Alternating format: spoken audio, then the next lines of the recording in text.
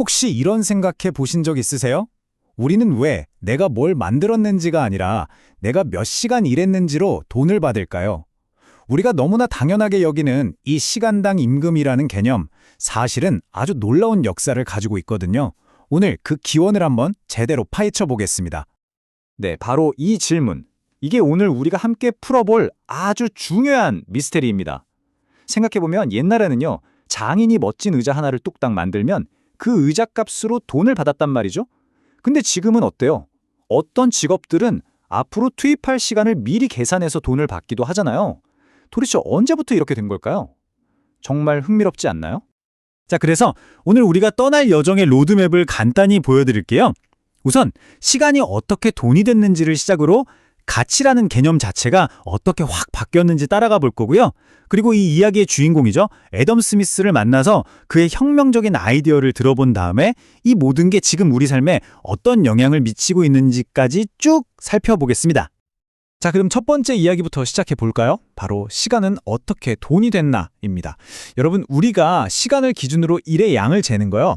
이거 사실 굉장히 최근에 생긴 개념이에요. 불과 몇백 년 전만 해도 세상은 정말 다르게 돌아갔습니다. 바로 이 그림이 그 엄청난 변화를 딱 보여주는데요. 왼쪽을 보면 산업혁명 이전에는 일이 그냥 삶의 일부였어요. 뭐 가족이랑 같이 농사 짓고 물건 만들고 일과 삶이 딱히 구분되지 않았죠. 그런데 오른쪽 산업혁명 이후를 보세요. 공장이 생기고 시계가 돌아가기 시작하면서 모든 게 바뀝니다. 시간이 노동을 재는 기본 단위가 된 거예요. 이제 중요한 건 뭘 만들었냐가 아니라 몇 시간을 일했냐가 된 거죠. 근데 잠깐만요.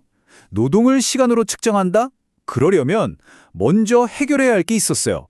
그게 뭐냐면 바로 가치라는 것 자체에 대한 사람들의 생각이 완전히 바뀌어야 했다는 겁니다. 16세기에서 17세기로 넘어가는 그 시기에 정말 엄청난 개념의 혁명이 일어납니다. 자, 16세기로 한번 가볼까요?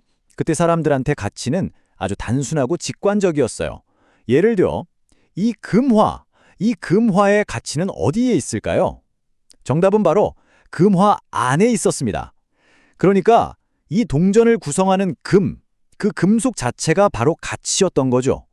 이걸 어려운 말로 내재적 가치라고 불러요. 그런데 17세기가 되면서 이 생각이 180도 뒤집힙니다. 이제 가치는 더 이상 그 물건 안에 있는 게 아니게 된 거예요. 그럼 어디에 있느냐? 바로 시장에 있게 됩니다. 즉, 사람들이 이 물건을 얼마나 필요로 하고 얼마에 사고 파느냐에 따라서 가치가 결정되는 시장 가치의 시대가 열린 거죠. 이게 정말 어마어마한 생각의 전환이에요. 가치가 물질 자체에서 벗어나서 사람과 사람, 또 상품과 상품 사이의 관계 속에서 생겨난다는 개념이거든요. 바로 이 생각의 토대 위에서 우리가 오늘 이야기할 진짜 혁명이 시작될 수 있었습니다.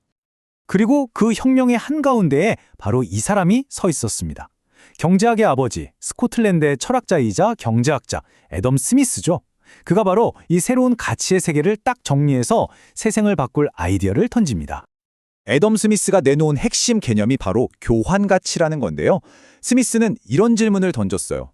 그래, 시작에서 가격이 정해지는 건 알겠어. 근데 그 가치의 근원은 도대체 어디서 오는 걸까? 그리고 그가 내놓은 답이 뭐였냐면 바로 그 상품을 만드는 데 들어간 노동의 총량이다 라고 한 거죠. 바로 이 문장입니다. 상품의 가치는 거기에 투입된 노동시간의 축적이다. 와, 이 한 문장이 말 그대로 모든 걸 바꿔놓습니다. 이제 상품은 그냥 물건이 아니에요. 누군가의 시간, 누군가의 노동이 차곡차곡 쌓여 만들어진 결과물이 된 겁니다. 이 표를 보시면 그 개념이 더 확실하게 와 닿으실 거예요. 스미스는 가치를 두 가지로 나누었어요. 사용가치랑 교환가치. 자, 사용가치는 말 그대로 우리한테 얼마나 쓸모 있냐는 거예요. 물처럼 말이죠. 우리 생존에 꼭 필요하잖아요. 반면에 교환가치는 그걸 얻기 위해 얼마나 많은 노력이, 즉 노동이 들어갔냐는 겁니다. 대표적인 게 다이아몬드죠. 그래서 우리 생명에 필수적인 물보다 캐내기 힘든 다이아몬드가 시장에서는 훨씬 더 비쌀 수 있는 역설이 설명되는 거예요. 아니 근데 왜 하필 노동이 가치의 기준이 됐을까요? 이 지점에서 스미스의 생각이 굉장히 철학적으로 깊어집니다. 한번 들어보세요. 우리 인간의 생명은 유한하죠. 우리에게 주어진 시간은 한정된 자원입니다. 그리고 노동이란 건 바로 그 한정된 우리 삶의 시간을 쓰는 행위라는 거예요. 그러니까 우리가 일을 한다는 건 우리 삶의 한 조각을 떼어서 상품과 맞바꾸는 거나 마찬가지라는 거죠. 와, 그렇기 때문에 노동이 가치의 기준이 된다는 겁니다. 정말 깊이 있는 생각 아닌가요? 자, 그럼 이제 이 200년도 훌쩍 넘은 아이디어가 21세기를 살아가는 바로 우리 삶과 어떻게 연결되는지 한번 들여다볼 시간입니다. 그 현대적인 유산을 말이죠. 이 타임라인을 보시면 그 흐름이 한눈에 쫙 들어올 겁니다. 옛날엔 장인이 물건을 다 만들면 그 완성품에 대해 돈을 받았어요. 그러다 산업혁명 시대가 되면서 노동자들은 공장에서 일한 시간만큼 돈을 받기 시작했죠. 그런데 오늘날은 어때요? 컨설턴트처럼 심지어 앞으로 일할 시간에 대해서 돈을 받기도 합니다. 시간이 곧 돈이라는 개념이 점점 더 추상적이면서도 동시에 더 강력하게 우리 삶을 지배하게 된 거죠.